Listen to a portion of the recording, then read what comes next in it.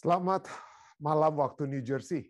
Selamat pagi waktu Indonesia bagi saudara dan saudari yang saya kasih dalam Yesus Kristus yang sudah bergabung dengan kami di Jemaat First Indonesian Seventh-day Adventist Church di New Jersey untuk acara ibadah kita. Pada saat ini kita akan kembali mempelajari firman Tuhan. Dan untuk memulaikan acara kita akan mendengarkan satu lagu pujian, kemudian doa buka. Untuk acara ibadah kita akan dibawakan oleh saudari Lucy yang akan berdoa dari California. Silakan, Dek.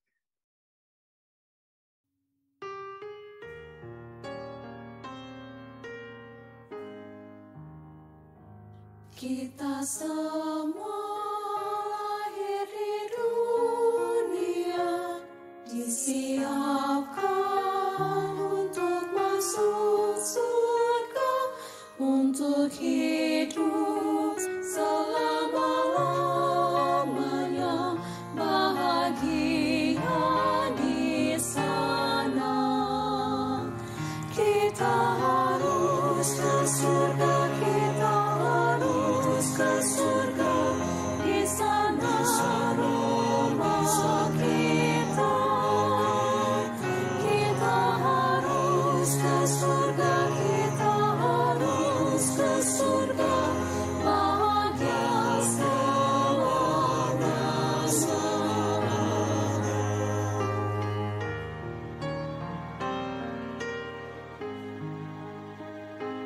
Tuhan sudah menunggu di sana, menyediakan sebuah istana. Mari bangun tabiat sempurna, agar layak di surga.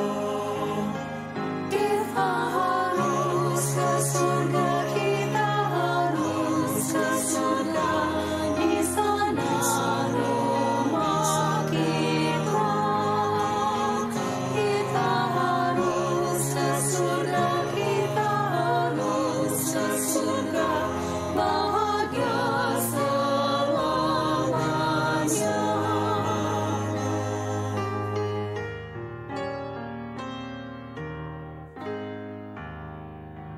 Buang segala dosa-dosa dunia, kita segera akan masuk surga.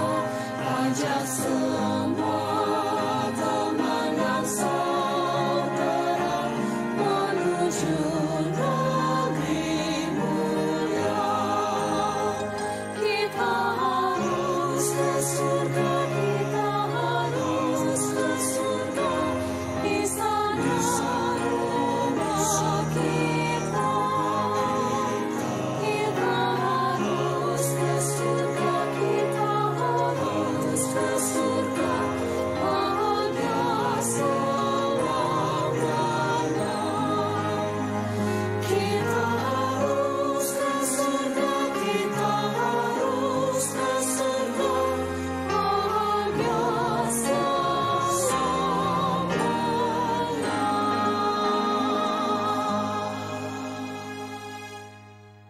Satu lagu yang begitu indah ya, kita harus ke surga, karena bukan dunia ini tempat kita. Rumah kita bukan di dunia ini, tetapi di surga.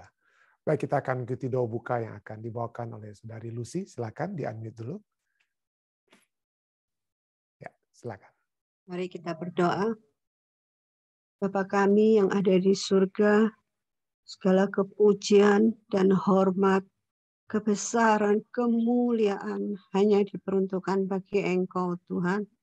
Kembali kami datang pada sore hari ini, kami mengucap syukur dan terima kasih, Tuhan. Kami masih diberi kesempatan untuk mendengarkan firman-Mu. Terima kasih buat firman-Mu. Kami boleh lebih mengerti. Terima kasih buat janji-janji firman-Mu. Tuhan, kami mau serahkan kehidupan kami. Kami mau klaim perjanjian yang sudah Engkau berikan. Dan kami mengucapkan syukur dan terima kasih, Tuhan. Itu sebabnya Tuhan, kami mau serahkan kehidupan kami sepenuhnya ke dalam tangan-Mu. Inilah kehidupan kami semua Tuhan. Biar kami boleh selalu berharap dan biar kami boleh dipakai untuk kepujian kebesaran nama-Mu. Berbicaralah kepada kami pada sore hari ini.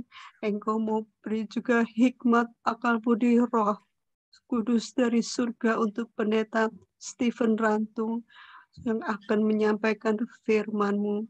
Dan juga untuk kami semua, Tuhan, supaya kami bisa menjadi pendengar dan melaksanakan firman-Mu. Terima kasih Tuhan, ampuni segala kesalahan kami. Di dalam nama Tuhan Yesus kami berdoa. Amin. Amin. Terima kasih. Terima kasih banyak dari Lucy yang sudah membawakan doa buka. Dan tadi lagu yang kita sudah dengar tentunya dari Rumah Sakit Advent Bandung, choir Rumah Sakit Advent Bandung. Kita bersyukur untuk lagu pujian tersebut. Baik, dan juga doa buka ya. Baik, kita akan mengikuti pada pelajaran kita pada hari Senin tanggal 10 Januari ini. Kita memiliki sekali lagi seperti kita sudah pelajari pada waktu lalu, judul kita sepanjang minggu ini adalah Anak yang Dijanjikan, fokus kepada Yesus Kristus. Kita sudah berbicara tentang di hari-hari terakhir ini, dan pada saat ini kita akan membahas tentang Allah telah berbicara kepada kita oleh anaknya. Ya, Allah telah berbicara. God has spoken to us through His Son. Allah telah berbicara kepada kita melalui anaknya. Baik, saudara sekalian, mari kita langsung saja ke pelajaran Sekolah Sabat. Dikatakan bahwa bacalah Ibrani 1 ayat 1 sampai 4. Apa gagasan utama daripada ayat-ayat ini? Ibrani 1 ayat 1 sampai 4, firman Tuhan berkata, setelah pada zaman dahulu Allah berulang kali dan dalam pelbagai cara berbicara kepada nenek moyang kita dengan perantara nabi-nabi. Jadi di zaman dahulu kala Allah berbicara melalui nabi-nabi, maka pada zaman akhir ini, zaman akhir, menurut Rasul Paulus, kita sudah pelajari tadi malam, yang menurut Rasul Paulus penulis kitab Ibrani adalah pada zaman setelah Yesus datang hingga kedatangannya yang kedua kali, itulah zaman akhir bagi Rasul Paulus ya. Maka pada zaman akhir ini, ia telah berbicara kepada kita dengan perantaran anaknya yang telah ia tetapkan sebagai yang berhak. Nah, nanti kita akan lihat apa berhak dalam hal apa? Atau apa yang dapat membedakan antara anak Allah tersebut dengan pelbagai nabi, ya, dengan nabi-nabi sebelumnya. Jadi itulah, pada zaman akhir ini ia telah berbicara kepada kita dengan perantaran anaknya yang telah ia tetapkan sebagai yang berhak menerima segala yang ada. Oleh dia Allah telah menjadikan alam semesta. Ia adalah cahaya kemuliaan Allah dan gambar wujud Allah, dan menopang segala yang ada dengan firman-Nya yang penuh dengan kekuasaan. Dan setelah ia selesai mengadakan penyucian dosa, setelah ia turun dalam dunia ini dan telah menebus kita semua, sekarang ia duduk di sebelah kanan yang maha besar, di tempat yang tinggi, jauh lebih tinggi daripada malaikat-malaikat, sama seperti nama yang dikaruniakan kepadanya, jauh lebih indah daripada nama mereka. Nah, kita lihat ini ya, banyak ada orang-orang kelompok Kristen yang menganggap bahwa karena mereka mengutamakan Unitarianisme, bahwa mereka menolak adanya doktrin Trinitas yang dianggap, doktrin Trinitas itu adalah doktrin Roma Katolik, ya. Jadi itu bukan doktrin yang sesungguhnya. Dan mereka katakan, wah ini Yesus itu ujung-ujungnya ada salah satu argumen mereka adalah bahwa Yesus itu adalah manusia biasa yang kemudian diangkat oleh Allah menjadi anaknya dan dijadikan istimewa oleh siapa ya? Oleh Allah. Tetapi kalau kita lihat, ini Ibrani 1 ayat 1 sampai 4 ini bagaikan juga kitab Yohanes pasal yang pertama ayat 1 sampai 5 berbicara tentang firman tersebut yang ada sejak semula. Melalui Yesuslah dikatakan yang menjadikan alam semesta. Kalau Yesus hanyalah anak yang dari manusia dilahirkan hanya mulai ke eksistensinya itu mulai dari saat Maria melahirkan dia, maka dia bukan menjadi pencipta pencipta alam semesta ya. Jadi disinilah kita melihat bagaimana keilahian Yesus kembali ditekankan di dalam kitab Ibrani ayat 1 sampai dengan ke-4. Nah, itulah salah satu yang mungkin dapat sedikit saya tambahkan. Perbincangan kita cukup panjang kalau membahas tentang Trinitas, tapi kita lihat dia dikatakan lebih tinggi daripada apa? Malaikat-malaikat. Jadi dia bukan nantinya diangkat dari manusia untuk dijadikan lebih tinggi, tapi di sini struktur bahasa aslinya menyatakan bahwa dari mulanya dia itu lebih dia lebih tinggi daripada malaikat-malaikat. Nah inilah tentang Yesus Kristus yang dikatakan telah menjadi sebagai yang berhak menerima segala yang segala yang ada. Nah, pelajaran kita kemudian menyatakan Ibrani 1 ayat 1 sampai 4 hanyalah satu kalimat dalam bahasa asli Yunani dan dikatakan bahwa itu adalah yang paling indah di seluruh Perjanjian Baru dari sudut pandang seni retorisnya, dari penggunaan seni bahasanya ya. Penegasan utamanya adalah bahwa Allah telah berbicara kepada kita melalui anaknya Yesus. Nah, bagi orang Yahudi di abad pertama Masehi, firman Allah sudah lama tidak terdengar. Sudah lama tidak terdengar ya sejak kitab terakhir ya, Maliaki ya, tidak terdengar banyak, sekitar 400 lebih tahun ya. Nah, wahyu terakhir yang diungkapkan dalam firman Allah yang tertulis telah datang melalui Nabi Maliaki dan pelayanan Esra serta Nehemia 4 abad sebelumnya. Tetapi sekarang melalui Yesus, Allah berbicara kembali kepada mereka lagi. Wahyu Allah melalui Yesus, bagaimanapun itu, lebih tinggi dari wahyu yang telah Allah buat melalui para nabi. Karena Yesus adalah sarana wahyu yang lebih besar. Dengan kata lain, nanti kita akan lihat bahwa melalui Yesus, Allah memberikan the final words. Ya, the final words, ya, firman terakhir itu diberikan kepada apa ya? Yesus yang sempurna tentunya ya. Firman terakhir yang sempurna diberikan kepada Yesus. Ya, sarana wahyu yang terakhir atau Yesus adalah sarana wahyu yang lebih besar dari para nabi.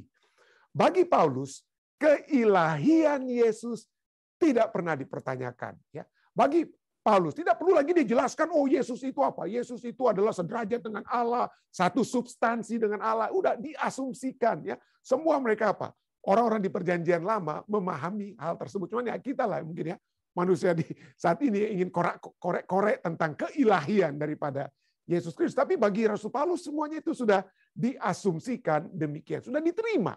Sudah diterima. Seperti Perjanjian Lama tidak perlu lagi berbicara tentang jangan kamu binatang-binatang yang haram jangan kamu jadikan makanan. Nggak perlu lagi. Kenapa? Karena sudah diasumsikan mereka sudah tolak. Ya, seperti kalau kita membaca kitab Kisah Fatsal 10, tidak perlu lagi dijelaskan tentang binatang-binatang haram yang tidak boleh jadi makanan. Ya, dengan kata lain. Jadi seperti demikianlah keilahian Yesus memang telah diasumsikan demikian. Nah juga bagi Paulus, Perjanjian Lama adalah firman Allah. Allah yang sama yang berbicara di masa lalu, terus berbicara di masa sekarang.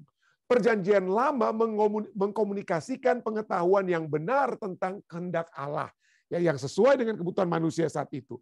Namun, untuk bisa memahami maknanya yang lebih lengkap, lebih sempurna, hanyalah pada saat anak datang di bumi. Hanyalah pada saat Yesus datang di bumi. Dalam benak penulis, ya, wahyu Bapa dalam anak memberikan kunci untuk memahami luasnya Perjanjian Lama yang sebenarnya. Sama seperti gambar di kotak teka-teki gambar ya, yang memberikan kunci untuk menemukan tempat yang tepat untuk setiap potongan gambar lainnya. Seperti puzzle ya. Orang-orang potongan-potongan gambar yang kita susun satu demi satu.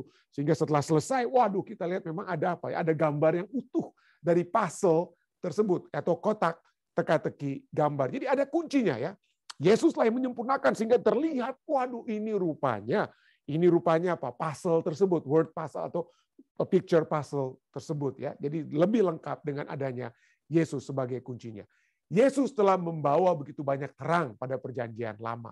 Sementara itu, Yesus datang menjadi perwakilan dan juru selamat kita. Dia akan menggantikan kita dalam pertarungan dan mengalahkan si ular. Demikian pula dalam kitab Ibrani, Yesus adalah pelopor atau kapten dan perintis orang percaya. Ibrani 2 ayat 10, Ibrani 6 ayat 20. Dia berjuang untuk kita dan mewakili kita. Ini juga berarti bahwa apa yang Allah lakukan untuk Yesus, wakil kita, Bapa juga ingin lakukan untuk kita. Bapa juga ingin lakukan untuk kita. Dia yang meninggikan Yesus di sebelah kanannya juga ingin kita duduk bersama Yesus di atas takhtanya. Wahyu 3:21 berbicara tentang hal tersebut. Dan kita ketahui di masa kerajaan 1000 tahun, kita akan duduk bersama-sama dengan Yesus di atas apa? Di atas takhtanya. Ya. Nah, pekabaran Allah kepada kita di dalam Yesus tidak hanya mencakup apa yang Yesus katakan, tetapi juga apa yang Bapa lakukan melalui dia. Perbuatan, bukan hanya perkataan, tetapi juga perbuatan melalui dia dan kepadanya. Semuanya untuk keuntungan bagi kita pada masa sekarang dan kekekalan. Jadi ingat, perkataan Bapa melalui Yesus dan perbuatan Bapa melalui Yesus. Ya, kita akan lihat dalam bagian tambahan kita ya. Pertanyaan bagi kita untuk semua pada saat ini. Pikirkan apa artinya Yesus Allah yang datang ke dunia ini. Ya. Dan mengapa kebenaran ini memberi kita begitu banyak harapan. Ya, kita lihat Allah ingin agar supaya pengetahuan kita tentang Dia itu menjadi sempurna. Pengetahuan kita tentang Allah, Dia tidak ingin kita berada dalam kegelapan. Dia tidak ingin kita berjalan dengan meraba-raba. Kita sudah pelajari tadi malam bahwa Allah telah menyatakan segala sesuatunya itu melalui apa? Setiap kendaknya telah Dia berikan melalui apa? Nabi-nabinya. Dia ingin kita mengenal Dia. Dia tidak ingin saudara dan saya berjalan di tengah-tengah kegelapan atau di satu tempat yang kita tidak. Di segala sesuatunya Dia telah apa? Dia telah ingin berikan kepada kita semua. Dietrich Bonhoeffer, seorang penulis Kristen, teolog Kristen yang cukup terkenal, dia katakan bahwa tidak ada seorang pun yang mengenal Allah kecuali Allah yang menyatakan dirinya kepada kita. Tidak ada yang dapat mengenal Tuhan, Allah kita ya. Kecuali Allah sendiri menyatakan dirinya kepada kita. Kenapa? Kenapa? Karena kita kan terbatas. Kita terbatas sedangkan Allah itu tidak terbatas. Kita terbatas, kita tidak dapat melihat masa depan. Allah adalah Allah Alfa Omega. Dia mengetahui, Dia Maha Tahu. Pengetahuan kita itu sangat-sangat terbatas. Ya, pengetahuan kita sangat-sangat apa?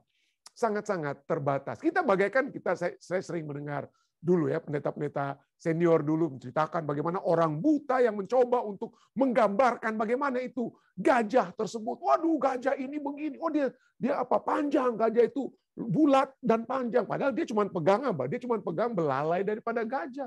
Oh, enggak dia itu. Yang orang buta lainnya mencoba untuk pegang gajah, dia pegang dia punya telinga. Oh, dia itu lebar, bukan panjang, bukan bulat. Dia apa? Lebar. Dan lain sebagainya. Masing-masing orang buta berbicara sesuai dengan apa yang dia ketahui. Dia tidak dapat melihat secara keseluruhan. Dengan kata lain, gajah tersebut. Jadi Allah pada saat Dia ingin kita mengetahui tentang Dia, hanya dapat diketahui pada saat Allah sendiri menyatakan dirinya. Ya. Jadi dengan kata lain, Allah telah melakukan hal tersebut. Dia telah menyatakan dirinya. Dia telah reveal himself. Dia mewahyukan. Nah, kita mengetahui tentang Allah itu melalui dua mode atau dua cara kita dapat mengenal Allah. Yang pertama dikenal dengan istilah general revelation atau wahyu umum, pernyataan umum dari Allah. Umum artinya semua orang bisa tahu. Allah menyatakan dirinya kepada semua umat manusia di setiap waktu, di segala tempat, ya, semuanya. Jadi melalui apa? Misalnya melalui alam kita bisa melihat alam. Wah, ya, Mazmur 19 ayat 2, langit menceritakan kemuliaan Allah dan cakrawala memberitakan pekerjaan tangannya. Roma 1 ayat 20 katakan, sebab apa yang tidak nampak daripadanya, yaitu kekuatannya yang kekal dan keilahiannya. Kita tidak tahu Allah, kita tidak mengetahui Dia. Tetapi apa yang tidak nampak tersebut, yang kekal keilahiannya, dapat nampak kepada pikiran dari karyanya. Kepada kita terima dari pikiran kita, dari karyanya. Artinya apa? Creation. From His creation, sejak dunia diciptakan, sehingga mereka tidak dapat berdalih. Kita pada saat kita melihat alam semesta, kita melihat universe, pada saat gugusan alam semesta galaksi, bagaimana gugusan galaksi kita saja itu semua teratur dalam hukum-hukum gravitasinya ya. Kenapa bumi berputar secara terus normal seperti begitu? Kenapa bulan mengelilingi bumi? Ya, kenapa bumi dan bulan mengelilingi matahari dan semua pada porosnya masing-masing? Semuanya ada keteraturan. Tidak bisa tidak kita mengatakan ada pencipta ya. Tidak bisa tidak kita. Jadi melalui alam kita dapat mengenal Allah. Atau melalui sejarah. Ahli teologi katakan melalui sejarah. Ayub berbicara segala sesuatu itu diatur oleh Allah ya, dengan kata lain ya. Perjalanan kehidupan bangsa-bangsa, perjalanan kehidupan umat manusia, sejarah umat manusia, sejarah bangsa-bangsa diatur.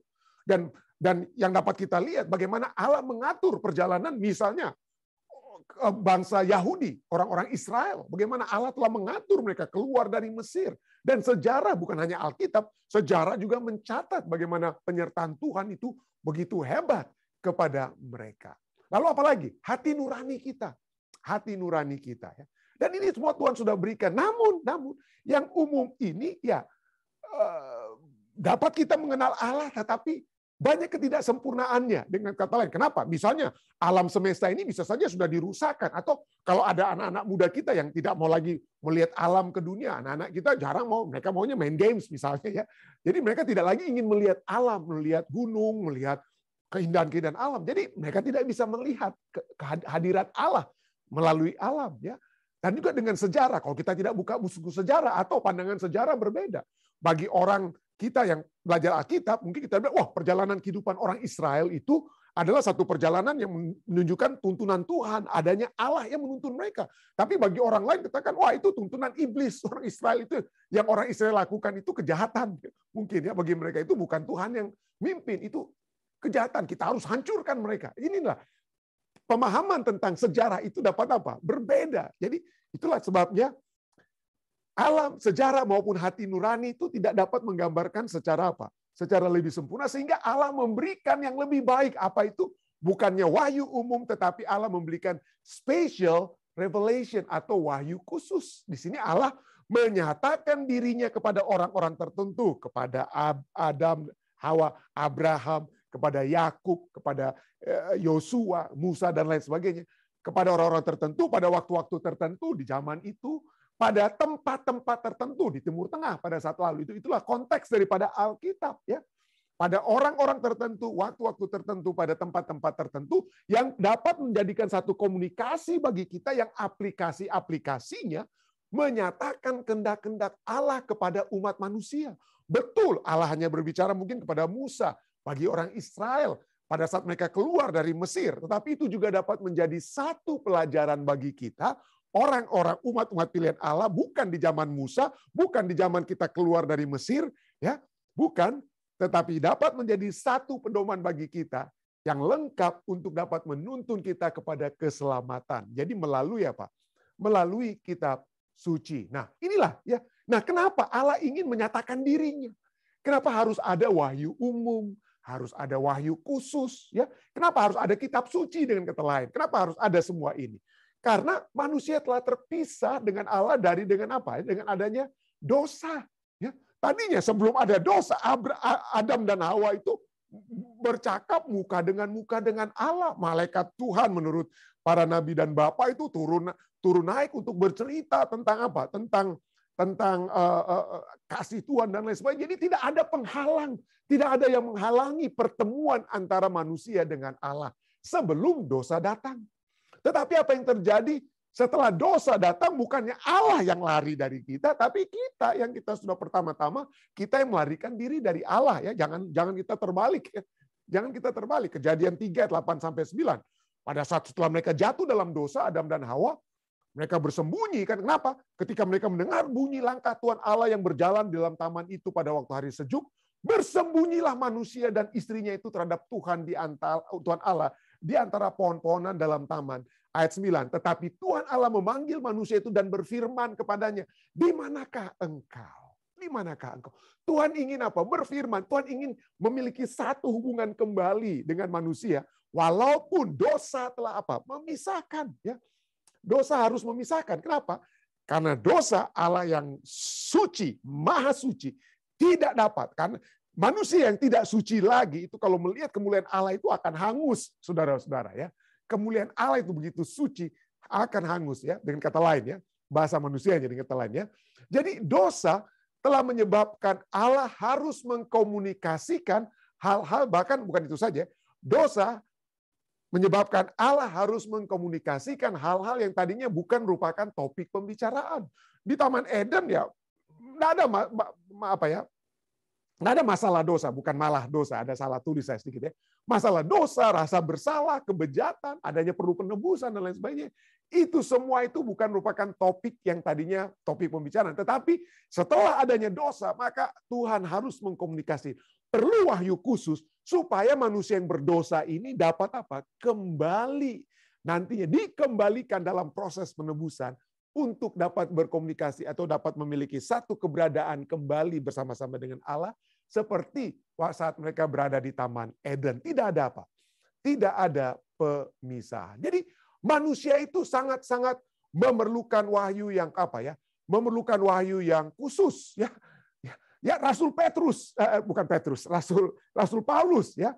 Dia menyatakan perlunya, dia menyatakan goalnya, keinginan, kerinduan Rasul Paulus ini dalam Filipi 3 ayat 10. Dia katakan apa? Yang ku kehendaki ialah mengenal Dia. Aku ingin mengenal Dia dan kuasa kebangkitannya dan persekutuan dalam penderitaannya di mana aku menjadi serupa dengan Dia dalam kematiannya. Bukan hanya Rasul Paulus ingin dia mengenal Allah, mengenal Yesus Kristus ya, mengenal Allah Yesus Kristus, tapi dia juga mau umat-umat Kristen semua juga mengenal Yesus. Dia mau itu jadi tujuan kita semua. Pengenalan akan Kristus ya. Fokus kepada Kristus. Kita sudah ulangi dari tadi malam ya. Fokus kepada Kristus bukan krisis. Mengenal Kristus. Itu yang utama bagi Rasul Paulus ya. 1 Kolose 1 pasal pertama ayat 9, Kolose 1 ayat 9 katakan, kami tiada berhenti-hentinya berdoa untuk kamu.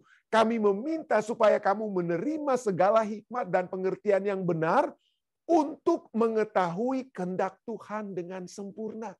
Bukan untuk berspekulasi ini dan itu di luar kehendak Tuhan, di luar firman Tuhan. Mari kita, kehendak Tuhan yang sempurna itu ada di dalam apa yang Dia nyatakan di dalam kitab suci, bukan apa yang terjadi di berita-berita di luar kita, saudara. Mari kita itu ketahui kehendak Tuhan dengan sempurna. Kenapa? Kalau kita mengenal Dia, mengetahui kehendaknya dengan sempurna, maka seperti Yohanes 17 ayat 3 katakan, inilah hidup yang kekal itu. Apa itu hidup yang kekal? Yaitu bahwa mereka mengenal Engkau, satu-satunya Allah yang benar, dan mengenal Yesus Kristus yang telah Engkau utus. Jadi Alkitab, Rasul Paulus ya dalam Filipi, dalam Kolose, dan Yohanes dalam Yohanes 17 ayat 3 menyatakan fokus kita itu mengenal siapa ya? Mengenal Yesus ya. Mengenal Yesus. Itulah sebabnya karena fokus kita itu adalah Yesus, itulah sebabnya pelajaran sekolah sahabat kita katakan bahwa wahyu yang terlengkap itu, the final word of God, wahyu khusus yang terlengkap itu adalah di dalam siapa ya? Di dalam diri Yesus Kristus. Ibrani 1 ayat 1-2, mari kita baca kembali. Setelah pada zaman dahulu Allah berulang kali dan dalam pelbagai cara berbicara kepada nenek moyang kita dengan perantara nabi-nabi, maka pada zaman akhir ini Ia telah berbicara kepada kita dengan perantaran anaknya yang telah Ia tetapkan sebagai yang berhak menerima segala yang ada. Oleh Dia Allah telah menjadikan alam semesta. Yang berhak. Bahasa Inggris katakan apa? Ear ya. Kleronomos ya. Kleronomos yang berarti an heir, an inheritor, ahli waris. Seseorang yang mewarisi. Artinya yang mewarisi yang berhak, artinya ada yang tidak berhak. Ada yang tidak menjadi ahli waris. Tapi Yesuslah yang berhak. Yesuslah yang berhak. Yang menjadi ahli waris. Ada mungkin yang sudah dikirim sebelumnya, seperti pelajaran kita. Ini katakan apa? Dari perantaran apa? Nabi-nabi. Nabi-nabi sudah diberikan untuk membawa apa? Membawa kabar tentang Allah, untuk menyatakan, untuk dapat kita melihat tentang pernyataan diri Allah. Ya. Tetapi yang membawakan tentang diri Allah yang sesungguhnya, yang menjadi ahli waris Allah yang sesungguhnya, bukan para nabi. Bukan para nabi. Dengan kata lain, sebagai ahli waris, Yesus memiliki kelebihan khusus. Yesus memiliki kelebihan khusus dari para nabi sebelumnya. Yesus memiliki kelebihan. Apa contohnya? Contohnya banyak sekali, saudara ya. Banyak sekali. Misalnya, Yesus berkata dalam Matius 5 ayat 27-28, kamu telah mendengar firman, jangan bersinah. Nabi siapa yang pertama-tama memberitakan, ya istilahnya dalam 2 lobat, walaupun firman Allah kita percaya itu sudah ada dari zaman apa ya? Dari zaman Adam dan Hawa kita percaya. Tapi kira-kira yang mulai secara tertulis, bukan secara lisan. Secara lisan tertulis, jangan bersinah. Siapa itu? Musa. Ya, Musa yang berfirman. Musa itu adalah nabi terbesar. Dan di zaman Yesus, waduh, Musa itu yang dipuja-puji oleh orang-orang Yahudi di zaman Yesus. Tapi coba lihat.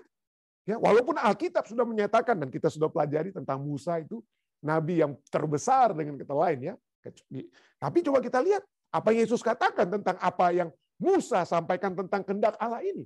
Ayat 28. Musa katakan dengan kata lain ya, kamu telah mendengar firman dari Musa, tanda kutip ya. Kamu telah mendengar firman dari Musa, jangan bersinah, walaupun itu firman dari Allah ya, tapi disampaikan melalui Musa. Coba lihat ayat 28. Tetapi aku berkata kepadamu, wah, dia memiliki otoritas. Ya.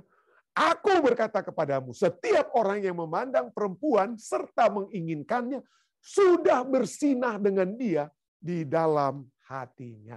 Wah, jadi Yesus apa? Wah, Yesus ada lebih yang dia sampaikan. Lebih, bukan berarti dia apa? Hilangkan. Bukan berarti jangan bersinah ini, wah, silakan bersinah kamu ya. Oh enggak, justru Yesus lebih melengkapi pemahaman tentang bersinah. Yesus lebih menggenapi pemahaman tentang apa ya? Pemahaman tentang bersinah. Yesus tidak merubah, saudara. Jangan Anda pikir, wah karena Yesus ini bilang, kamu sudah dengar begini, tapi aku katakan demikian. Waduh, itu artinya pendeta Rantung itu. Artinya Tuhan itu sudah menghilangkan 10 firman-Nya. Setelah menghilangkan 10 hukum Taurat, menghilangkan hukum Tuhan itu tidak perlu lagi untuk zaman perjanjian baru. Itu hanya kuno, zaman perjanjian lama. Oh tidak ya. Yesus justru di sini apa?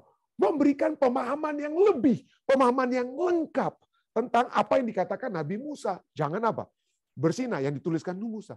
Jadi Yesus tidak berubah. Bahkan sebelum Yesus mengungkapkan hal-hal ini, dia sudah memperingatkan kepada orang-orang yang mendengar khotbahnya saat itu. Ya, sebelum dia bilang, kamu telah mendengar jangan bersinah, aku berkata kepadamu, jangan menginginkan dalam hatimu. Sebelum dia bicara itu, dalam Matius 5 ayat 17, beberapa ayat sebelumnya, sebelum dia sampaikan ini, dia katakan apa? Janganlah, dia sudah mewanti-wanti, ya, mengamarkan mereka. Janganlah kamu menyangka bahwa aku datang untuk meniadakan hukum Taurat atau kitab para nabi. Aku datang bukan untuk meniadakannya, melainkan untuk menggenapinya. Ya, melainkan untuk menggenapinya. Ya, apa yang para nabi telah sampaikan, ya, hukum Taurat, kitab para nabi, aku datang bukan untuk meniadakannya, melainkan untuk menggenapinya. Aku datang untuk plero, to make full, ya, melengkapi, menjadikan lengkap, penuh, ya, to complete, to fills it up, seperti gelas minuman kita cuma setengah penuh, tapi Yesus datang, gelasnya itu jadi apa? Jadi penuh. Bukan berarti Yesus pada saat dia datang dia buang air dalam gelas. Enggak, dia enggak buang tuh air dalam gelas. Sudah ada setengah, ya. Air dalam gelas tersebut sudah ada setengah, dia datang lalu dia isi air tersebut sampai gelas itu penuh pemahamannya. Dengan kata lain, Yesus datang untuk menggenapi, memberikan arti yang lebih lengkap, sehingga gelas itu bukan setengah penuh, tapi betul-betul apa ya? Betul-betul apa? Penuh, ya. Dan sinilah kita lihat bagaimana Yesus memiliki kelebihan daripada apa? Para nabi, karena dialah yang menggenapi, memenuhi kehendak Allah tersebut. Jadi dengan kata boleh kita katakan bahwa para nabi membawakan kabar dari dan tentang Allah. Itu kan yang dilakukan para nabi ya. Musa membawakan kabar dari Allah tentang Allah. Itulah Musa. Atau nabi-nabi Yesaya membawakan kabar dari Allah tentang Allah. Tetapi kalau pada saat Yesus datang, saat Yesus berbicara, bukan dia berbicara tentang Allah, dari Allah, tetapi Allah sendiri yang apa ya? Allah sendiri yang berbicara. Ya. Bukan tentang Allah atau dari Allah, tetapi saat Yesus berbicara, Allah sendiri yang berbicara. Allah sendiri yang berbicara. Itulah ya. Bukan hanya kita bisa melihat bahwa apa yang Yesus katakan bukan hanya Allah yang berbicara, tapi pada saat kita melihat kehidupan Yesus, kita melihat Allah yang bertindak, Allah yang melakukan sesuatu, Allah yang melakukan sesuatu untuk umat-umat manusia. Tidak apa ya, kita bisa melihat misalnya apa yang Allah lakukan, dia membangkitkan Lazarus. Ya, itu sudah diberikan satu contoh. Dia menyembuhkan orang-orang yang sakit. Dia membantu, dia memberikan makan pada orang-orang yang membutuhkan. Jadi itulah Allah yang bertindak. Allah yang ingin memberikan kepenuhan kepada umat manusia. Allah yang ingin memberikan apa? Kehidupan. Ya. Saya kadang-kadang pada saat ada yang berduka saat ini ya. Ada keluarga-keluarga yang berduka, seringkali kita mencoba untuk menghibur mereka. Saya pikir ya mungkin dari satu sisi ada mungkin ya percaya ada sedikit kebenarannya ya. Ada yang katakan begini kepada yang berduka. Saudara, jangan bersedih ya. Jangan bersedih. Kita semua sayang kepada yang meninggal, entah itu istri, suami, anak. Kita semua sayang, tapi Allah lebih sayang. Makanya Allah mengambil anak tersebut. Allah mengambil suami tersebut. Allah mengambil istri tersebut. Ya betul ya, dalam satu sisi kita dapat melihat Allah yang mengizinkan segala sesuatu, tetapi saya tidak percaya bahwa itulah kehendak Allah untuk apa ya? Membawakan kesedihan, membawakan kematian kepada umat manusia. Saya percaya itu adalah usaha setan dan akibat dosa. Allah tidak berkehendak saudara dan saya itu apa ya? Memiliki kesedihan dalam apa ya? Dalam perpisahan kematian tersebut. Ya, pada saat Yesus datang ke Maria dan Marta, Lazarus meninggal, Yesus juga apa ya? Sedih ya. Sedih karena bukan karena apa? Karena dia merasakan bahwa kematian itulah yang telah menyebabkan perpisahan antara seorang kakak dengan adik mereka, seorang ayah dengan anak mereka, suami dengan istri dan lain sebagainya. Dan Yesus menangisi karena itu bukan rencana Tuhan. Bukan rencana Tuhan adanya kematian. Tuhan tidak berencana untuk mengambil, bukan karena Tuhan sayang anak Anda, istri Anda, suami Anda, orang tua Anda, Tuhan ambil dari Anda. Anda dibiarkan menangis. Ya, hati-hati ya. Jadi kita mungkin maksud baik untuk membantu mereka melihat berserah kepada Tuhan. Tapi kalau Anda berada dalam keluarga seperti itu, apa kira-kira pandangan Anda? Saya mengasihi anak ini, kok Tuhan ambil? Apa ini rencana Tuhan? Saya bersedih saat ini. Saya harus kehilangan. Itu bukan rencana Tuhan. Tuhan tidak memiliki rencana. Itulah sebabnya Yesus datang saat itu, dia menangis dan dia bangkitkan Lazarus untuk menunjukkan kepada saudara dan saya, hey, rencana Tuhan bukan kematian. Ya, akulah kebangkitan dan hidup. Yesus katakan, Yesus tidak katakan, akulah kematian untuk supaya kamu mati. Itu aku kendaki, tidak. Akulah kebangkitan dan hidup. Itu yang Yesus katakan. Ya. Marilah kita menghibur orang-orang yang berduka. Bukan dengan kata-kata yang seakan-akan mengajak mereka melihat bahwa Allah kita itu Allah kematian.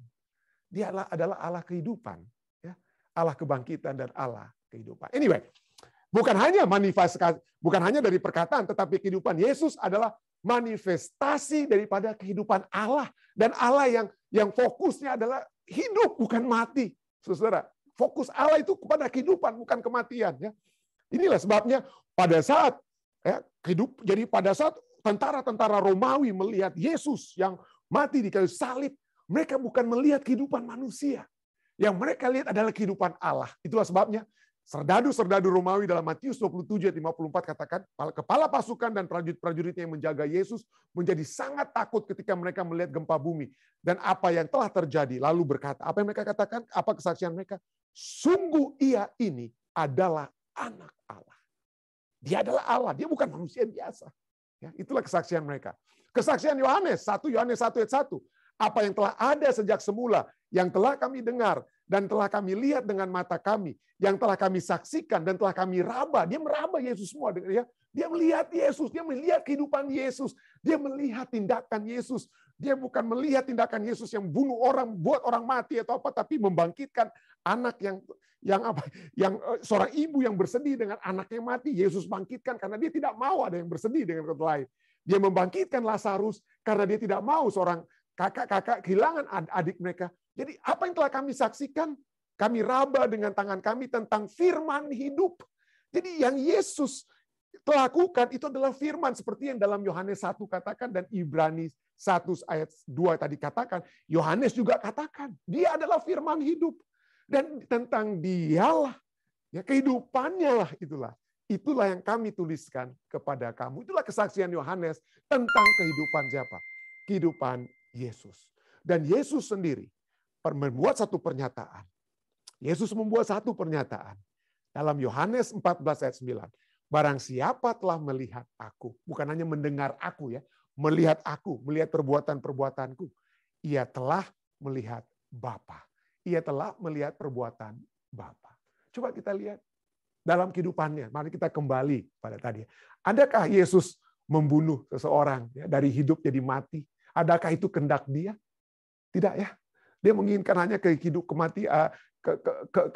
bukan kematian ya. Kebangkitan. Jadi fokus kita pada saat kita menghibur orang-orang yang berduka. Bukan Allah yang yang mematikan dengan kata. Saya mengerti, saya ulangi.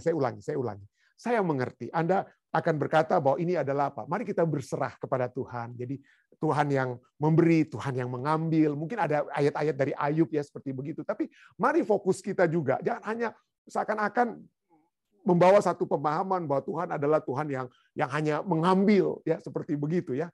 Tapi kalau kita lihat Tuhan kita adalah Tuhan yang memberi. Tuhan yang memberikan kehidupan. Tapi poinnya adalah firman Tuhan itu.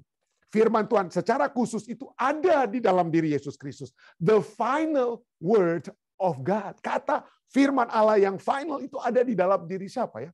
Yesus Kristus. Jadi itulah sebabnya fokus kita itu adalah apa ya? Yesus. Ada begitu banyak firman Tuhan. Ada begitu banyak firman Tuhan yang belum kita apa? Mengerti. Ada begitu banyak firman Tuhan yang kalau kita gali, bukan seperti yang saya katakan tadi apa? Kalau kita menggali firman Tuhan, kita melakukan exegesis ya istilahnya, menggali firman Tuhan. Tapi yang terjadi saat ini orang-orang menimpali firman Tuhan itu seperti tadi malam, pembahasan tadi malam, istilahnya eisegesis. Eisegesis, gantinya firman Tuhan itu kita keluarkan, tapi kita isi firman Tuhan itu dengan hal-hal yang terjadi di luar firman Tuhan itu sendiri. Tapi ajakan kita, mari kita fokus kepada apa? Kepada Kristus dan bukan apa? Krisis. Jangan kita mengadakan seperti tadi malam saya katakan apocalyptic speculation, spekulasi-spekulasi apa yang dinyatakan oleh Allah, apocalyptic speculation. Apa yang dinyatakan Allah itu adalah pada umumnya ada dalam firman-Nya. Dalam firman-Nya, bukan penulis-penulis buku ataupun apa yang dikatakan oleh seorang yang menyatakan dia menyatakan wah inilah yang pernyataan Allah ya dia akan datang 2027 seperti kalau kita hubungkan kembali ya dengan pembahasan kita tadi malam. Tapi itulah ya. Kenapa saya menjadi beban saya untuk saya harus berbicara kembali di malam yang kedua tentang konspirasi teori, termasuk tentang kedatangan tangga atau tahun kedatangan Yesus. Kenapa? Karena pada umumnya terus terang saja ya di Amerika ini konspirasi teori itu banyak diterima oleh orang-orang Kristen, saudara. Sangat disayangkan. Orang-orang yang mengaku pengikut Kristus, pengikut Kristus. Gantinya fokus kepada Kristus melalui firman-Nya, yaitu dalam Alkitab. Mereka lebih suka mendengarkan suara-suara dari QAnon. Ada yang, waduh QAnon ada tulis sedikit. Wah nggak ketahuan siapa yang nulis dia. QAnon tulis ini, dia bilang John F. Kennedy akan muncul bulan Oktober atau apalah. Lalu, ya nggak benar-benar, saudara. Kenapa? Mari kita fokus kepada firman Tuhan. Ada begitu banyak pernyataan-pernyataan Tuhan yang kita semua belum mengerti. Saya pernah berkhotbah, ada begitu banyak orang-orang Kristen di Amerika ditanya, siapa itu istri Musa dan lain sebagainya, atau artinya fakta-fakta Alkitab, banyak yang nggak tahu. Kenapa? Karena mereka tidak mendengarkan firman Tuhan atau membaca firman Tuhan. Orang-orang Kristen di Amerika, saya nggak tahu di Indonesia, mudah-mudahan tidak ya. Mudah-mudahan orang Kristen Indonesia itu rajin mempelajari firman Tuhan. Tapi di Amerika lebih senang mendengar konspirasi teori. Padahal mereka itu mengaku sebagai orang Kristen. Jadi poinnya adalah, mari kita betul-betul mendengarkan firman Tuhan yang sesungguhnya dengan kata lainnya. Hearing the voice of God, bukan hearing the voice of QAnon atau konspirasi teori dari YouTube ini dan itu kita dengar. Tapi mari kita lihat apakah pembicara-pembicara di YouTube atau apa yang Anda dengar itu membuka firman Tuhan. Ya, kalau kita ingin mendengarkan suara Tuhan, kalau kita ingin mendengarkan, kenapa saya katakan ini? Karena banyak orang kan saat ini berkata, aduh pendeta, kok kita nggak bisa hidup seperti di zaman nabi-nabi dulu? Oh kenapa? Saya tanya, ada yang pernah bertanya seperti itu kepada saya. Kenapa? Ya enak sekali mereka. Mereka bisa langsung mendengarkan suara Tuhan. Tuhan bisa berbicara kepada mereka. Samuel. Wah, langsung Tuhan berbicara. Wah kenapa kita nggak bisa dengar? Ya, saya katakan kepada mereka, Tuhan itu sedang berbicara kepada kita saat ini sama seperti Tuhan berbicara kepada Samuel. Loh, masa pendeta? Iya. Yang penting bagi kita saat ini kalau kita mau mendengarkan firman Tuhan, buka firman Tuhan. Itu saja. Tuhan sedang berbicara kepada saudara dan saya saat ini. Tapi kalau Anda mau mendengarkan firman Tuhan, buka firman Tuhan. Maka Anda akan mendengarkan firman Tuhan. Nggak usah dengar dari YouTube dan lain sebagainya. Buka saja firman Tuhan. Renungkan firman Tuhan. Meditasi dengan firman Tuhan. Kalau kita Kalau kita mendengarkan firman Tuhan yang berfokus kepada Kristus, bukan berfokus pada krisis yang bilang, waduh ini, krisis itu, krisis ini, krisis itu. Wah, makanya Yesus datang 2027 dan lain sebagainya. Jangan, ya. Mari kita buka firman Tuhan, bukan buka koran, bukan buka apa ya, berita-berita dan lain sebagainya, lalu ini firman Tuhan ini firman Tuhan ini dari koran ini disambung dengan firman Tuhan. Hati-hati. Kalau kita lakukan hal tersebut, maka kita bukan domba-domba Tuhan yang sesungguhnya. Firman Tuhan berkata dalam Yohanes 10 ayat 27, domba-dombaku mendengarkan suaraku, dan aku mengenal mereka, dan mereka mengikut aku. Adakah kita mengikut Kristus? Adakah kita menjadi pengikutnya yang sejati pada saat kita mendengarkan suaranya, dan dia mengenal kita? Ya, dia mengenal kita. Saya berdoa, kiranya kita semua yang rindu untuk mendengarkan firman Tuhan, rindu untuk mendengarkan suara Tuhan yang berbicara kepada kita semua pada saat ini. Mari kita buka firman-Nya, supaya kita dapat mendengar dan mengetahui suara dan mengetahui kehendak-Nya yang pasti dalam kehidupan kita. Saya bawa ini dalam nama Yesus. Amin. Baik, saudara-saudara sekalian, terima kasih ya masih bersama-sama dengan kami. Jika ada tambahan dengan pelajaran kita, silakan mungkin Bapak Ibu Simatupang atau Om Rain. Ada tambahan-tambahan, silakan. Oh ya, silakan di-unmute dulu. Ya, Om Rain ya sudah di-unmute ya, silakan. Habis itu Bapak dan Ibu Simatupang. Silakan Om Rain. Terima kasih Pendeta. Sangat jelas. Cuma saya bukan bertanya-tanya. Tuhan itu memang Allah yang betul-betul apa yang dia katakan itu benar terjadi. Pada waktu bertemu dengan iblis di sorga, waktu ada rapat General Conference sedunia, Tuhan bertanya kepada iblis, sudah kau kenal hambaku Ayub? Oh sudah. Kalau engkau menahan berkat-berkat itu, Tuhan bilang, kau pergi coba dia. Ini satu risiko besar ya Tuhan tantang kepada iblis. Karena memang Tuhan sudah tahu bahwa Ayub itu bisa mengatasi semuanya. Dan kita lihat di sini bahwa Allah mengambil risiko agar kita selamat. Dan ini kita harus hargai betul. Dan risiko yang diambil Tuhan ini, risiko mati kekal. Yang Yesus sudah jalankan. Jadi kita harus lebih lagi menghargai bagaimana apa yang Tuhan sudah buat demi keselamatan kita. Barangkali Pendeta boleh tambah sedikit. Terima kasih. Saya pikir tidak ada yang perlu kita tambahkan. Jadi segala kehendak Tuhan tentunya adalah untuk keselamatan. Ya, itu saja. Jadi artinya segala yang artinya ada begitu banyak yang dapat kita ingin tanyakan kalau kita nanti masuk dalam kerajaan surga tentang alam semesta. Saya yang suka sedikit menyukai sains, ya, ada begitu banyak hal-hal hukum-hukum alam dan sebagainya kita ingin tanyakan. Tetapi dalam kasih-Nya maka firman Tuhan itu telah lengkap untuk membawa kita untuk masuk ke dalam apa ya? Satu hubungan kembali dengan Tuhan, kepada satu keselamatan, dan itulah yang cukup saja ya. Makanya kayak seperti lagu ya, kalau saja kita segala sesuatu, kalau bumi apa istilahnya, air itu menjadi tinta, rumput menjadi pena, maka kita tidak dapat mencatat segala sesuatu yang kehendak Allah atau yang dapat kita nyatakan tentang Allah dan Allah yang nyatakan kepada kita. Tetapi kita melihat bahwa segala sesuatu yang telah Allah nyatakan itu adalah cukup untuk membawa kita kepada rancangan atau rencana keselamatan. Apakah kira-kira mungkin ini dapatlah membantu sedikit menambahkan apa yang disampaikan oleh Om Rain? Mudah-mudahan. Atau apa itu kira-kira pertanyaannya, Om Rain? Jadi bukan pertanyaan tapi artinya tambahan. Ya, sini tambahan. Tuhan ambil risiko. Oh betul. Kalau sebentar Ayub memang murtad, bukan berarti Allah itu berdusta, tapi ini risiko yang luar biasa demi iman yang ada pada Ayub. Jadi Tuhan tahu itu, biar uji apa sih, barangkali 10 anak mati semua habis. Sisa Ayub dengan kulit-kulitnya sudah kena luka dan istrinya juga suruh sumpah Tuhan lagi dia. Tapi luar biasa Tuhan itu. Ini risiko yang sangat besar yang Allah buat demi keselamatan kita. Amin. Amin. Ya, saya mengerti sekarang. Ya, terima kasih Om Rain. Terima kasih. Baik, ada lagi Pak Api Mami mungkin, ayah saya, Bapak Simatupang, silakan.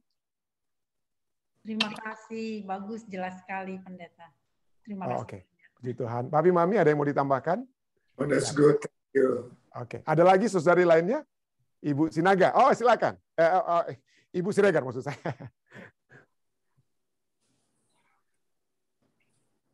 Oh, masih di-unmute, mesti di-unmute dulu Ibu Siregar.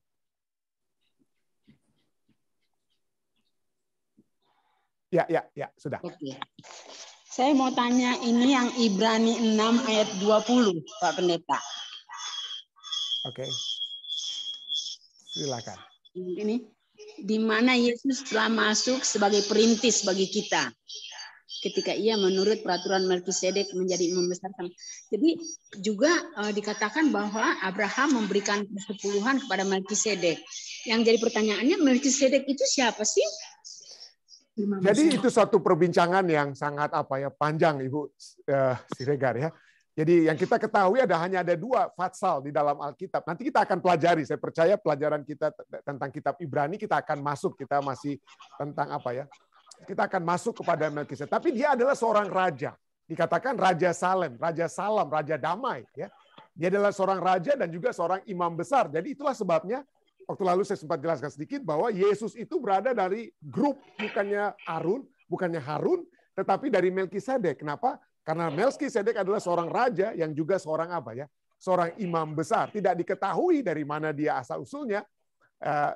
Nanti mungkin siapa tahu pada saat kita masuk pada pembahasan itu kita akan dapat melihat apa yang ditulis oleh penulis pelajaran sekolah sahabat kita tentang Melkisedek. Jadi saya akan lihat dulu nanti pada saat kita masuk pelajaran tersebut, mudah-mudahan Ibu Siregar kita akan dapat menjawab dengan lebih jelas. Tetapi sekali lagi, Melkisedek adalah seorang raja di zaman Abraham, dan dia adalah juga seorang imam besar yang menerima persembahan perpuluhan daripada Abraham. Ya.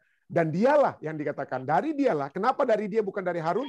Karena dia adalah seorang raja dan juga imam besar, bukan seperti Harun. Ya.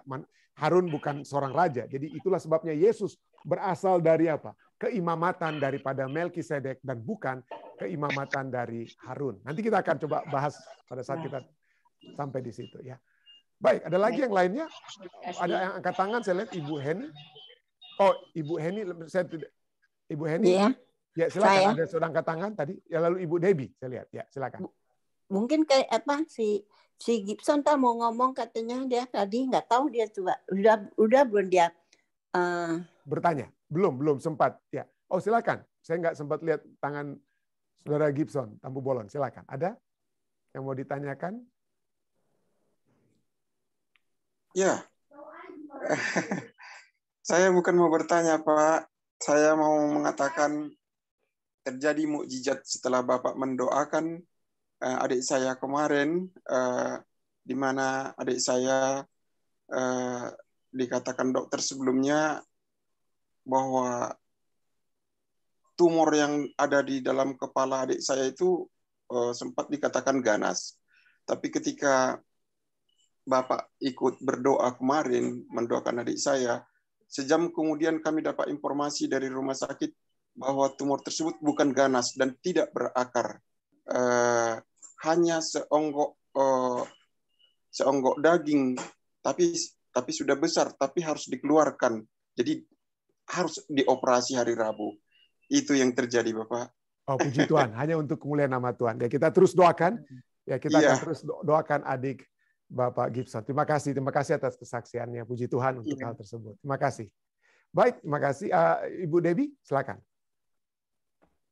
Baik, terima kasih kesempatan. Terima kasih Pendeta. Kehidupan kita ada dalam 3 kategori, ya, pembuatan, kelahiran, dan kematian. Pertanyaan saya, Pendeta, doa-doa yang kita sudah layangkan kepada Tuhan. Tuhan adalah sumber kehidupan dan kebangkitan. Yang seperti Pendeta tadi katakan, kenapa mungkin kita sebagai manusia, kalau saya pribadi mungkin baru sekarang nih, apa karena faktor sudah dilema dengan keadaan-keadaan seperti ini, jadi kadang-kadang ada juga timbul pertanyaan, kenapa Tuhan izinkan kita lahir dan kita besar dan kita mati gitu. Sementara waktu itu Lazarus aja Tuhan merindukan untuk dibangkitkan. Apakah mujizat itu Tuhan tidak bisa berikan sekarang, atau mungkin ada porsi-porsi yang mungkin yang terkait yang Tuhan tidak mengizinkan, karena tadi dikatakan bahwa Tuhan mengizinkankah atau memang ini perbuatan setan. Sementara mungkin ya, apakah kita sudah merasa kita sudah semua segalanya kita sudah berikan, kita sudah luangkan semuanya dan kita sudah serahkan semuanya. Tetapi kenapa mesti seperti ini? Ya itu mungkin ya karena mungkin karena dosa. Tapi saya mau penjelasan itu kenapa tidak seperti waktu Lazarus dibangkitkan. Itu aja pendeta. Makasih. Ya, memang pada saat Yesus datang ke dunia ini ada beberapa kali dia memberikan a taste, boleh kita rasa daripada apa yang dapat dia lakukan secara sempurna pada saat kedatangannya yang kedua kali ya. Misalnya kalau Lazarus itu karena diminta oleh keluarga daripada Lazarus, maka dia datang dan membangkitkan Lazarus. Tapi ada juga yang seorang janda yang pada saat keluar dari kota membawa anak mereka untuk dikubur, tidak ada yang minta, tetapi Yesus dapat juga membangkitkan anak tersebut karena dia memiliki perasaan terhadap seorang ibu yang harus kehilangan seorang anak. Nah, kenapa dia tidak membangkitkan saja semua orang? Ya? Kenapa dia tidak membangkitkan saja kita saat ini dalam keadaan, artinya itu kira-kira istilahnya kalau kita lihat ya, kalau sampai itu semua yang terjadi, artinya Yesus harus semua yang mati tidak dapat mati dan lain sebagainya, maka kita tidak melihat adanya dengan kata lain ada masalah besar yang bisa terjadi karena kita melihat adanya the great controversy. Kita lihat bukan hanya Tuhan yang akan melakukan sesuatu, tetapi ada si accuser, ada penuduh, yaitu setan.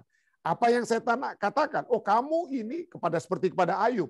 Kamu buat ini kepada Ayub karena kamu yang Yang membela Ayub, kamu yang melindungi Ayub. Coba lepas perlindunganmu itu dari Ayub. Coba kalau dia tidak Kalau dia tidak akan mengutuk engkau. Jadi dengan kata lain, ada begitu banyak hal yang kita inginkan seperti tidak ada kematian, yang sakit sembuh semua, yang kita ingin seperti itu. Tetapi coba pada saat yang bersamaan kita itu tidak dapat Tuhan lakukan. Kalau itu dia harus lakukan, maka dia akan mendapatkan tuduhan yang begitu hebat dari setan. Dengan kata lain, kalau kita melihat ini dari satu sudut pandang the great controversy yang begitu hebat atau pertentangan yang besar.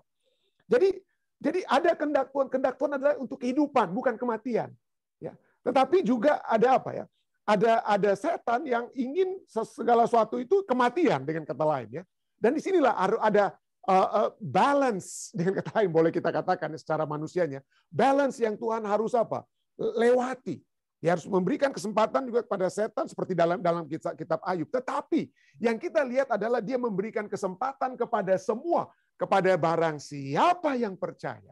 Tidak akan binasa, melainkan beroleh hidup yang kekal. Jadi dengan kata lain, Tuhan telah memberikan yang terbaik, dan yang terbaik itu bukan seperti hanya Lazarus yang dibangkitkan. Coba kita lihat, apakah itu yang terbaik bagi Lazarus? Kenapa? Kenapa saya katakan apa itu yang terbaik? Mungkin terbaik pada saat itu. Tapi di mana sekarang Lazarus? Mati kembali dia kan?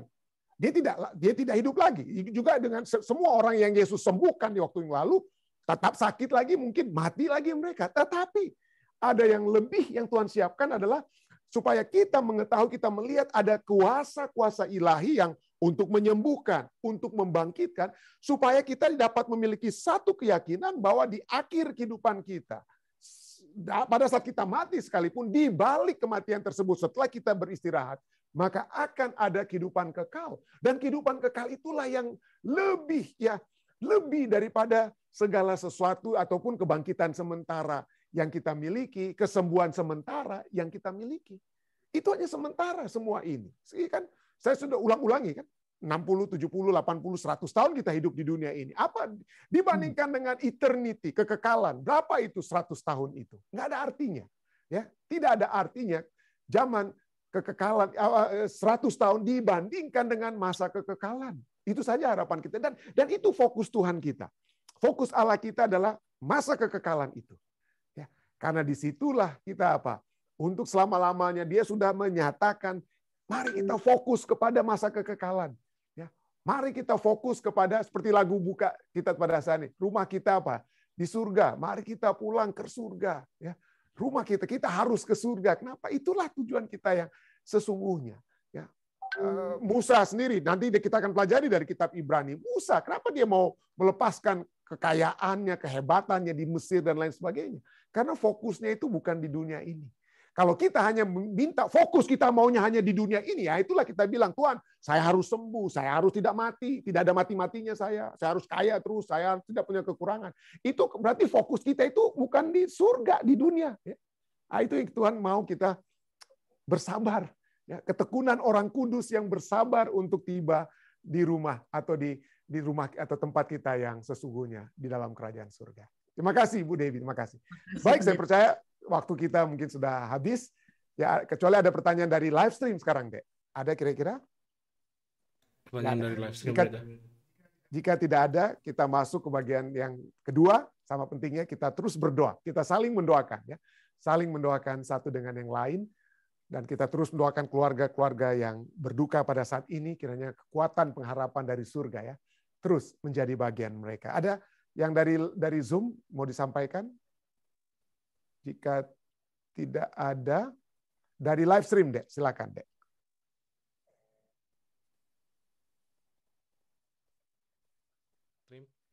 Silent request dari Kak Lili, lalu dari keluarga Evangelo dan sorry, agak pelan suara Dedek. Sorry, Pendeta. Oke, ya silakan. Oke, ada beberapa silent request dari live stream. Yang pertama dari keluarga Evangelo, lalu dari Kak Lili dan dari Ibu Yuyun Lewis. Yuyun Lewis dan dari Tante Naomi Asa. Oke. Baik, jika tidak ada lagi, mari kita berdoa bersama-sama, saudara yang saya kasih. Bapa yang penuh kasih dalam takhta kerajaan surga, terima kasih Tuhan, karena pada malam hari waktu New Jersey, pagi hari waktu Indonesia, kami umat-umat Tuhan dapat kembali berbakti, dikuatkan dengan firman-Mu, yang adalah terang pelita bagi kehidupan kami yang penuh dengan kegelapan ini Tuhan. Ada begitu banyak suara-suara yang mengaku sebagai penuntun kehidupan manusia yang membawa kami seringkali jauh daripada firman yang sesungguhnya. Bawalah kami Tuhan. Bawalah kami untuk selalu fokus kepada Kristus, kepada kehendak-Mu yang sudah begitu jelas tercantum di dalam firman-Mu, dalam firman Allah Alkitab itu sendiri. Kami berdoa Tuhan, kiranya kami selalu dikuatkan dalam satu pengharapan kekuatan yang pasti dari firman-Mu, yang akan menjadi kekuatan pada saat kami menghadapi masa-masa yang sulit di hadapan kami. Alkitab sudah menyatakan Tuhan, firman-Mu telah menyatakan kami tidak akan menghadapi hari-hari yang indah, hari-hari yang tidak ada masalah, tidak ada penyakit, tidak ada kematian, tidak. Tetapi kami akan menghadapi hari-hari yang sukar, tetapi kesukaran-kesukaran tersebut tidak akan menghalangi kami untuk seperti Sadrak, Mesak, Abednego di tengah dapur api. Disitulah mereka bersama-sama dengan anak Allah. Disitulah mereka bersama-sama dengan Yesus. Biarlah kami terus melihat Yesus di tengah-tengah kehidupan yang penuh dengan penderitaan ini. Bagi keluarga yang masih dalam keadaan berduka, kami terus ingin berdoa bagi keluarga Tumanu Marero Tuhan, yang dalam keadaan berduka. Kami ingin terus berdoa bagi keluarga Karundeng Sanchez, yang masih dalam keadaan berduka. Kami berdoa bagi keluarga Skusoy juga dalam duka yang mereka sedang alami. Dan juga secara khusus kami ingin berdoa bagi keluarga Dien Monika yang kehilangan putra mereka, Timothy, yang berusia 16 tahun. Dan hamba-Mu juga secara khusus ingin berdoa bagi keluarga Panjaitan, Bapak Anton Panjaitan yang berbakti bersama-sama atas kehilangan putri yang dikasih Saudari Julie Panjaitan. Kami terus berdoa Tuhan. Kiranya Tuhan memberikan kekuatan kepada mereka, pengharapan bahwa Engkau bukanlah Allah kematian. Engkau adalah Allah kehidupan dan Allah kebangkitan.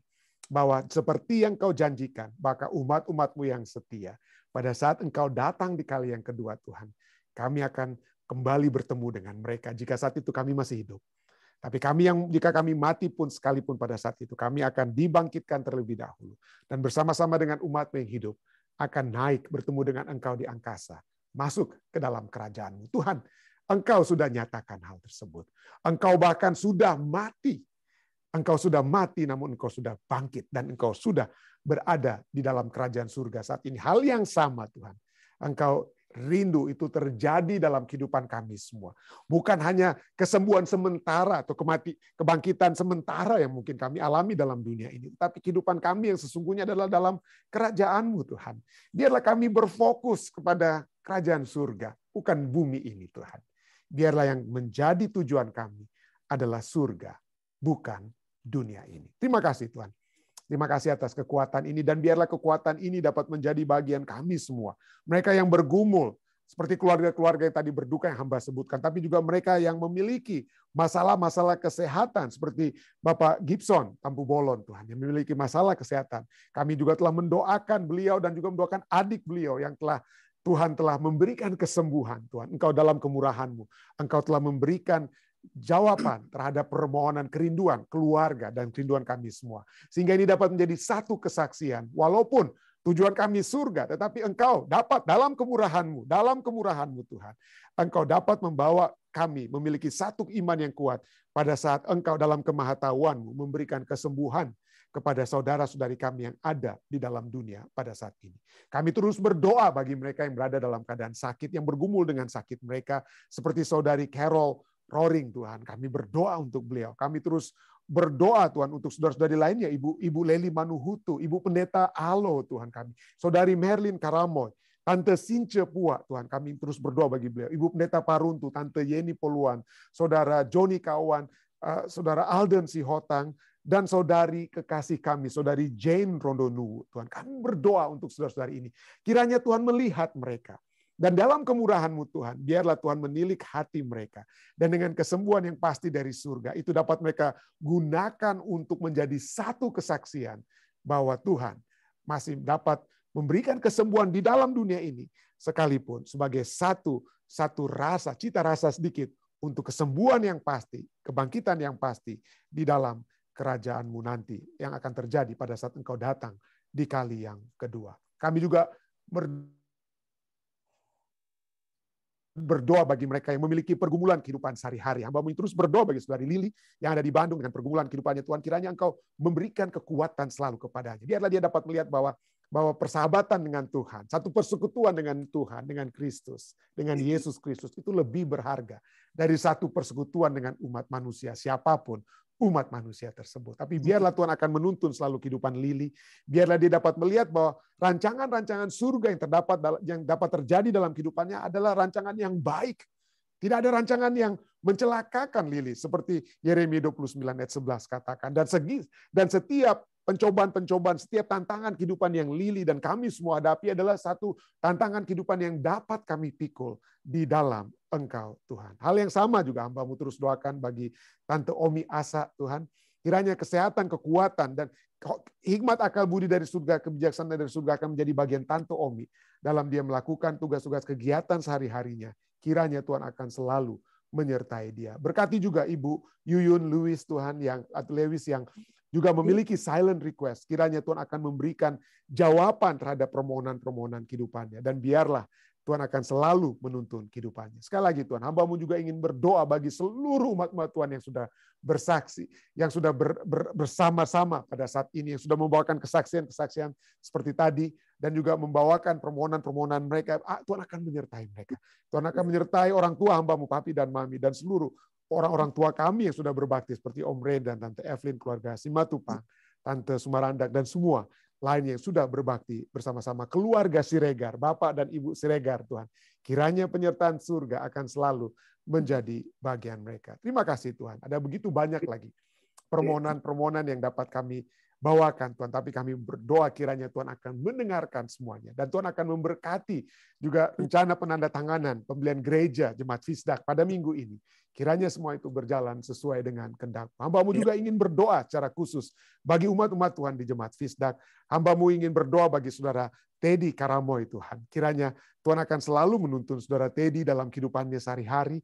Dia akan selalu berjalan bersama-sama dengan Tuhan. Dan dia akan selalu mendekatkan kehidupannya selalu dekat kepada Engkau saja, Tuhan. Hamba-Mu juga ingin berdoa bagi saudari Daisy Kaligis, Tuhan. Tuhan mengetahui pada waktu yang lalu juga dia dan hingga saat ini masih dalam keadaan duka oleh sebab kakak yang Tuhan sudah izinkan untuk beristirahat. Tapi Tuhan kiranya Tuhan selalu memberikan kekuatan kepada saudari Daisy, sehingga dia akan selalu berjalan, hanya berjalan bersama-sama selalu dengan Engkau. Dan hamba-Mu ingin juga berdoa bagi keluarga Sangir Oki Memahi Tuhan.